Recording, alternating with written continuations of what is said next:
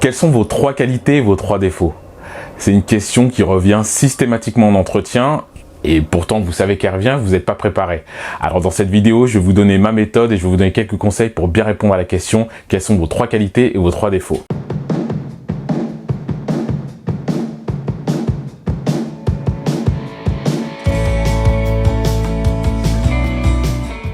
Salut, c'est Patrick. Alors déjà pour commencer, pense à liker et à t'abonner, ça ce serait super cool. N'hésite pas à laisser en commentaire les sujets que tu voudrais qu'on traite dans les prochaines vidéos. Et c'est parti, je vais te donner dans cette vidéo des méthodes, des conseils pour bien répondre à la question quelles sont tes 3 qualités et tes 3 défauts. Alors déjà pour commencer, quel est le but de cette question? L'objectif il est toujours assez simple lorsqu'on pose une question de ce type là. Comme je dis toujours, l'objectif déjà c'est pour le recruteur de voir ta capacité d'une part à te vendre, aussi ta capacité à t'auto-diagnostiquer, c'est-à-dire à savoir quelles sont tes forces et tes faiblesses. Et puis aussi, on va pas se mentir, c'est dans une certaine mesure te désarçonner, voir comment tu vas réagir à un moment donné quand on va te poser une question qui est quand même un peu introspective. Donc aussi voir ta capacité à te livrer en toute honnêteté. N'oublie pas, l'entretien d'embauche est un exercice aussi où tu dois te vendre. Donc peu importe, et ça je le dis, je l'ai pas assez dit dans des précédentes vidéos, mais il faut toujours se vendre, donc always be selling, comme ils disent les Anglais, c'est-à-dire tu dois toujours te vendre, peu importe la manière dont tu vas répondre à une question, tu dois toujours penser à mettre en avant des qualités, se vendre, c'est pas dire je suis super, je suis le meilleur, mais penser à mettre en avant des qualités, mettre en avant des compétences, un savoir-faire, un savoir-être. Donc ça c'est important.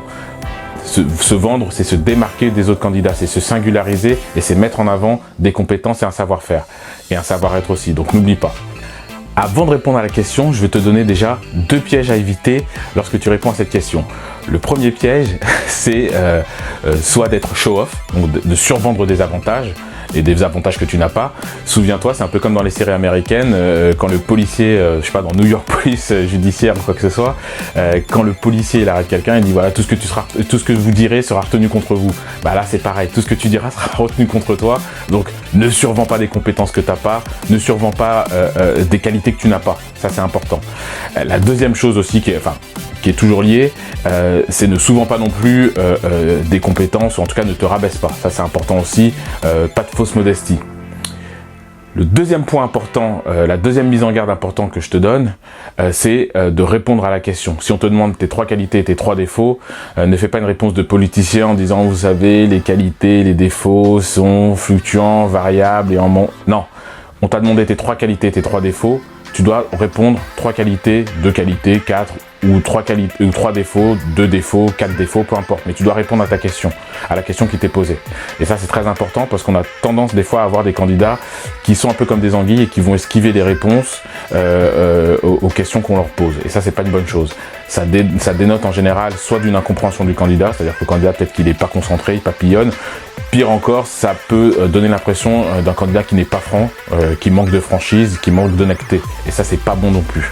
Maintenant qu'on sait qu'on doit répondre aux 3 qualités, aux 3 défauts, on va lister, ou en tout cas il est important pour toi en amont des entretiens que tu vas passer, de lister tes qualités et tes défauts, de lister ce qui pour toi est une qualité, les qualités que tu as qui sont intrinsèques à ton métier, à ta fonction, à ta formation, en fonction que tu sois informaticien, cuisinier, je sais pas, ingénieur en mécanique, comptable, RH, peu importe, dans le marketing, peu importe, il y a des qualités et des défauts humains que tu possèdes, qui sont tes défauts, tes qualités intrinsèques.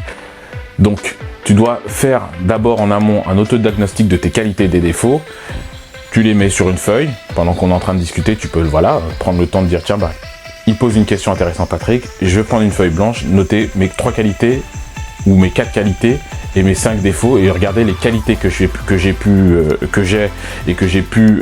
utiliser dans des stages ou dans des CDI et puis les défauts qu'on m'a remontés lorsque j'étais en stage, en CDI, en entreprise, que je pourrais mettre en avant. Chose importante, ne lis jamais tes qualités et tes défauts. Ça c'est un peu la technique un peu alambiquée, serpentin qu'utilisent des fois des candidats. Je suis très exigeant, mais c'est vrai que je suis très exigeant avec les autres aussi. Donc voilà, la fausse modestie, quoi. Je suis très exigeant avec moi-même, c'est une qualité, ma capacité à rendre le travail, un travail voilà, de qualité. Mais effectivement, cette exigence, c'est un défaut, parce que je suis très exigeant aussi avec les autres. Non, ça c'est du bullshit, donc évitons ça. Évitons ça et concentre-toi sur tes véritables qualités, tes véritables défauts. Lorsqu'on te pose la question des 3 qualités et des 3 défauts, très souvent la mise en avant de tes qualités, c'est quelque chose de facile, et le piège sont les défauts. Donc garde en tête qu'un défaut doit être une opportunité d'amélioration, une opportunité de progression.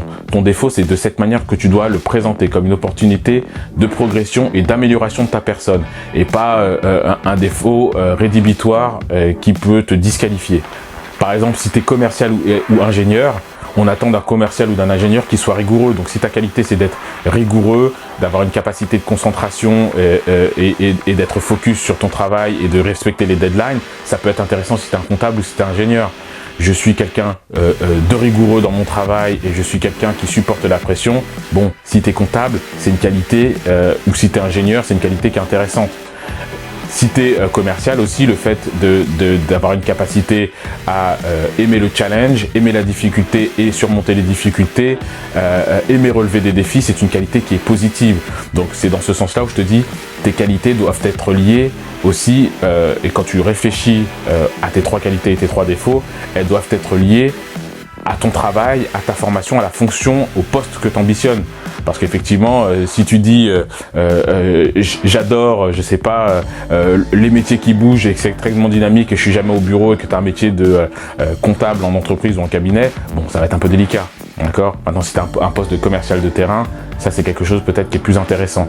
Donc, tu dois penser effectivement à ta qualité liée à ton travail, à ton emploi.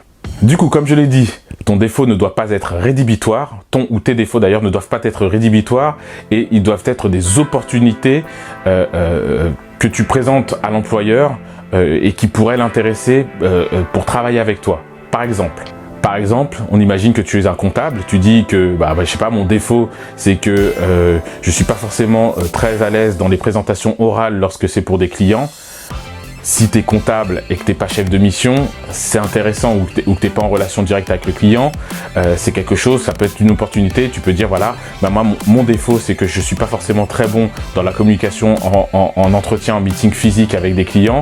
Et je pense que, effectivement, c'est pour ça que je postule chez vous pour un poste de collaborateur junior ou collaborateur senior ou chef de mission junior, parce que ça me permettra effectivement de monter en compétence sur l'aspect relation client, sur l'aspect commercial, parce que ce sont des choses techniquement, on a toujours à apprendre et je suis bon, mais sur la partie commerciale, communication avec le client, je me sens effectivement encore faible, je manque de légitimité, ou en tout cas c'est comme ça que je le ressens.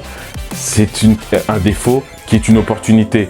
Mais tu vas pas présenter ce défaut si tu es commercial. Si en tant que commercial, ton défaut, c'est que tu as peur d'être avec les clients, tu as peur de faire des présentations, c'est que c'est pas un bon défaut, c'est un défaut rédhibitoire. Si tu es commercial, par exemple, tu peux amener comme défaut, effectivement, peut-être, je sais pas, j'ai besoin sur la partie administrative des dossiers que je mène, d'être un peu plus sharp sur la partie contrat, parce que j'ai tendance, effectivement, quand je signe des contrats, quand les contrats rentrent, sur la partie la paperasse, une fois que le contrat est signé, je fais un peu moins de suivi et j'ai besoin de rigueur. Vous avez un CRM, vous avez une méthodologie qui est intéressante. Moi, je suis quelqu'un, j'arrive à tourner des prospects en clients facilement, mais sur la partie administrative, je suis mauvais. C'est un défaut, mais c'est un défaut mineur par rapport à l'emploi que tu peux avoir. Donc c'est ça, n'oublie pas, ton défaut doit être une opportunité de changer en une expérience positive pour l'employeur. De plus, pensez à toujours illustrer vos qualités et vos défauts avec un exemple. Voilà, que ce soit quelque chose de dynamique, quelque chose qui parle au recruteur. Et surtout, osez. N'ayez pas peur d'oser, n'ayez pas peur d'être original dans vos qualités et vos défauts, même si, on vous demande pas de faire des pirouettes, on vous demande pas effectivement de dire tout et n'importe quoi juste pour être original, mais n'ayez pas peur de donner le petit exemple original, la petite anecdote qui a été marrante ou qui a été sympathique sur une qualité ou sur un défaut.